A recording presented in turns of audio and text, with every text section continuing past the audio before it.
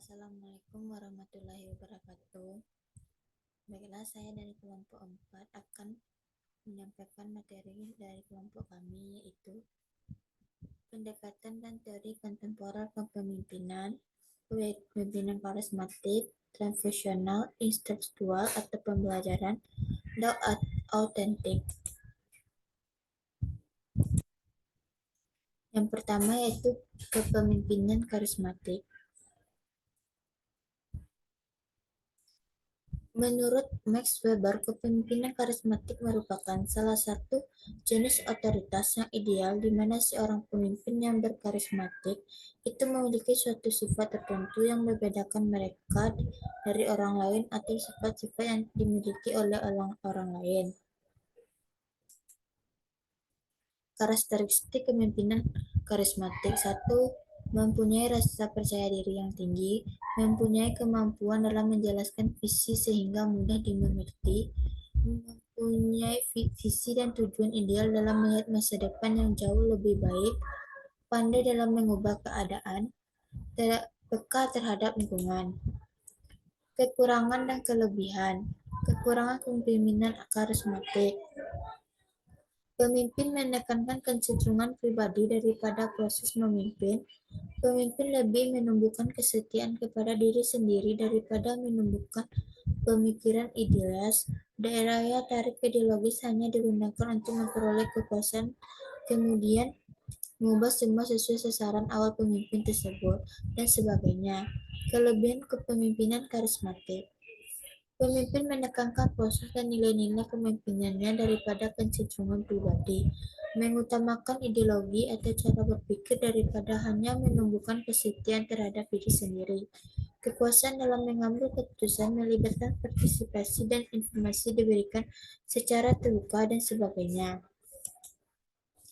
Yang kedua, kepemimpinan transformasi. Kepemimpinan transformasi adalah sebuah teori yang relevan dengan kehidupan modern saat ini. Dalam hal ini, teori kepemimpinan transformasi mencakup dua elemen yang sangat penting. Kedua elemen dimaksud adalah relasi dan hal-hal yang berurusan dengan perubahan rel.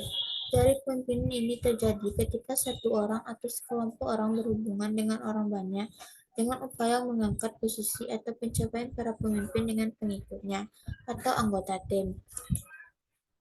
Karakteristik kepemimpinan transformasional: terbuka dengan ide baru, fokus mengubah mindset agar tim mau keluar dari zona nyaman, lebih aktif mendengar daripada berbicara, lebih toleran terhadap risiko, mau bertanggung jawab terhadap langkah yang diambil tim, apapun konsekuensi hasilnya, baik atau buruk, punya tingkah kepercayaan terhadap tim, mampu mengajak lebih banyak anggota tim berpartisipasi, terutama dalam berinovasi, mampu menginspirasi, memiliki kemampuan beradaptasi, berpikir terbuka dan progresif.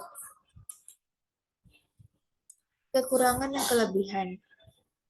Kekurangan kepemimpinan transformasi: tidak dapat berjalan optimal pada organisasi yang tidak memiliki struktur, tidak cocok untuk dijalankan pada organisasi atau tim yang dibentuk sementara dalam rangka menjalankan tugas tertentu, kurang tepat untuk diterapkan pada bisnis yang baru meraba, karena pada dasarnya kepemimpinan ini membutuhkan struktur yang perlu diperbaiki. Lingkungan kerja yang terlalu birokratis juga kekurangan cocokan. Kelebihan kepemimpinan transformasional: pengaruhan ideal, mempertimbangkan individu, motivasi inspirasi, stimulasi intelektual. Yang ketiga, kepemimpinan instruksional atau pembelajaran. Menurut Litwon dan Lucas 1999, kepemimpinan institusional merupakan pemimpinan yang memastikan perhatian pada sikap-sikap guru ketika mereka terlibat dalam kegiatan yang berkaitan langsung dengan perkembangan siswa. Menurut Lahoy Ako 2001, kepemimpinan instruksional berkaitan dengan peran dan tugas kepala sekolah yang mencakup hal-hal seperti mengembangkan tugas penting dalam menyusun dan mengomunikasikan tujuan-tujuan sekolah. Menurut Glucksman, Gordon, dan Ross Gordon 2001, kepemimpinan instruksional merupakan interpretasi tugas-tugas, asistensi langsung terhadap para guru, pengembangan kelompok, staf, kurikulum, dan penelitian. Menurut Hill 2002, peran utama pemimpin instruksional itu memimpin dan mengelola perubahan, memotivasi mengelola sumber daya manusia, dan mendesain mengatur sistem proses serta sumber daya. Menurut Halle dan Norman 2003, kepemimpinan intelektual adalah kepemimpinan yang dibutuhkan pada abad 2001 selain kepemimpinan operasional dan kepemimpinan masyarakat. Yang keempat yaitu kepemimpinan autentik. Kepemimpinan autentik dimulai dengan keaslian. Asli artinya tidak dibuat-buat, yang berasal dari ketulusan hati dan ekspresi diri yang autentik. Keris 2003 menjelaskan berperilaku autentik berarti bertindak sesuai dengan nilai-nilai seseorang, profesi, dan kebutuhan sebagai lawak dan bertindak hanya untuk menyenangkan orang lain atau untuk mencapai hadiah dan menghindari hukuman melalui akting yang palsu. Kelebihan dan kekurangan. Kelebihan kepemimpinan autentik. Peningkatan keterlibatan loyal retention yang dihasilkan.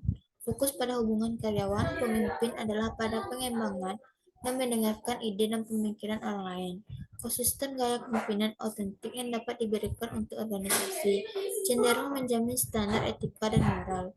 Kekurangannya, teori kepemimpinan autentik lebih memiliki teori yang koherenian terpadu. Komponen moral dapat menyebabkan tujuan yang bertentangan dalam suatu organisasi. Kepemimpinan autentik mungkin menghalangi kemampuan organisasi untuk membuat keputusan.